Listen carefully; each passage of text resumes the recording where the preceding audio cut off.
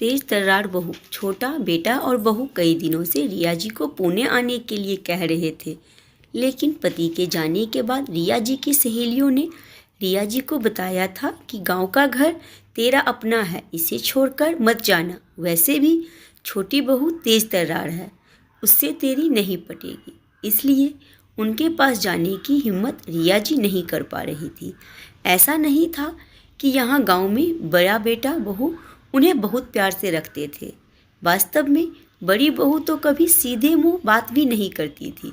घर में उसके अलावा रिया जी का काम करने वाला कोई और ना होने से मजबूरन मुंह फुलाकर ही वो रिया जी का काम करती। फिर भी रिया जी सोचती कि चाहे मुंह फुलाकर ही सही, मेरा काम कर तो देती है ना, उतना ही काफ़ी है। मन में समाधान तो करना ही होगा, ये घर मेरा है, इसीलिए मैं अधिकार से इस घर में रह सकती हूँ। यही सब सोचकर रिया जी पुणे जाने से कतरा रही थी। पिछले कुछ महीनों से छोटा बेटा बहू कुछ ज़्यादा ही जिद कर रहे थे, इसलिए रिया जी उनके पास पुणे रहने आ गई। घर में आने के बाद जब रिया जी बाथरूम गई तो बाथरूम में वेस्टर्न स्टाइल की लैट्रिन सीट देखकर उन्हें आश्चर्य हुआ, क्योंकि जब फ्लैट बन रहा था तब रिया जी ने ही जिद करके इंडियन स्टाइल की लैट्रिन सीट लगवाई थी। तब रिया जी को वेस्टर्न पैटर्न बिल्कुल नहीं सुहाता था, लेकिन अब घुटनों के ऑपरेशन के बाद से रिया जी को वेस्टर्न स्टाइल की लैट्रिन सीट की आदत हो गई थी।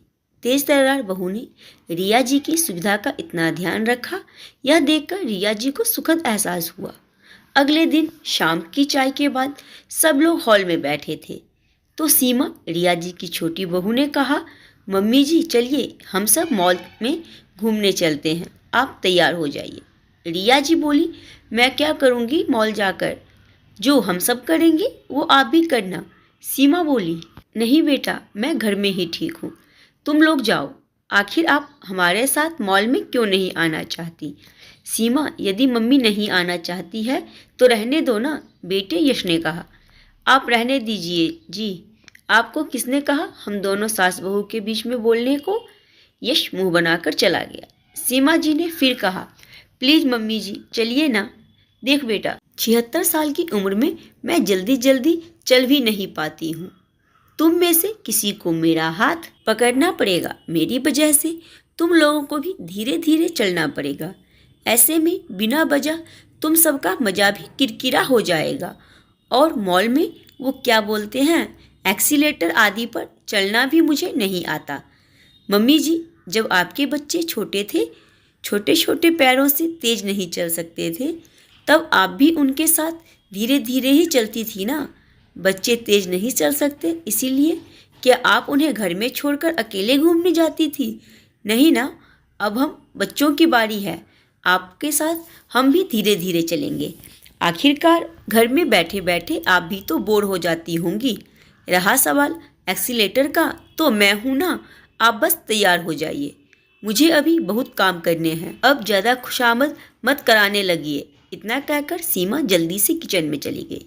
बेटे ने कहा, सॉरी मम्मी, आप बुरा मत मानिएगा, क्या करूँ। सीमा स्वभाव की थोड़ी तेज तो थी ही, लेकिन आजकल तो उसकी जुबान कुछ ज़्यादा ही कड़वी हो गई है। दूसरे तरफ सीमा की प्यार भरी डांट से रिया जी की आंखें भर आई। रिया जी बोली, बेटा मीठा बोलने वाले तो बहुत देखे हैं, लेकिन सीमा के तेज स्वभाव में भी एक अपनापन है। मैं सालों से इसी अपनेपन के लिए तरस रही थी। जाकर तू भी तैयार हो जा, नहीं तो तुझे भी डांट खानी पड़ेगी। मॉल में जाने पर रिया जी ने देखा कि ग्राउंड फ्लोर पर तो ज़्यादा कुछ है ही नहीं, ऊपर ही जाना पड़ेगा। रिया जी सोचने लगी, सीमा जिद करके मुझे मॉल में ले तो आई, लेकिन अब मैं एक्सीलेटर से ऊपर कैसे जाऊंगी, सब मुझे देखकर हंसेंगे। ये सब सोच सोच कर रिया जी परेशान हो रही थी। इतने में सीमा बोली, मम्मी जी हम यहाँ 5 मिनट एक्सीलेटर के पास खड़े रहते हैं, आप आते जाते लोगों को ध्यान से देखिए, वो कैसे पहली सीढ़ी पर पैर रखते हैं, कैसे बिना डरे एक्सीलेटर पर चलते हैं, जैसे कि घर की सीढ़ियाँ चढ़ रहे हो। सब अच्छे से देखिए ताकि आपकी घबराहट कम हो। रिया जी भी आने जाने वाले लोगों को अच्छे से देखने लगी। उन्हें किसी के भी चेहरे पर थोड़ा सा भी डर नहीं दिखा। ये सब देखकर रिया जी का डर भी कुछ कम हुआ। सीमा ने कहा, मम्मी जी, मैं आपका हाथ पकड़ कर रखूंगी, आप बिल्कुल ना घबराते हुए मेरा हाथ पकड़ कर रखिए। चलिए, क्या अब आप एक्सीलेटर पर चलने को तैयार है? हाँ ठीक है। ऐसा कहकर रिया जी ने सीमा का हाथ कसकर पकड़ लिया। उस वक्त रिया जी को ऐसा लगा जैसे वो एक बच्ची है और सीमा मेरी माँ, जो अपने बच्चे का हाथ पकड़कर उसे एक्सीलेटर पर चलना सिखा रही है। जैसे ही उन्होंने पहली सीढ़ी पर पैर रखा, रिया जी का बैलेंस थोड़ा सा बिगड़ा, लेकिन सीमा का हाथ पकड़े होने से जल्दी ही रिया जी संभल गई। रिया जी कुछ सोचती उसके पहले ही वो लोग ऊपर पहुंच भी गए।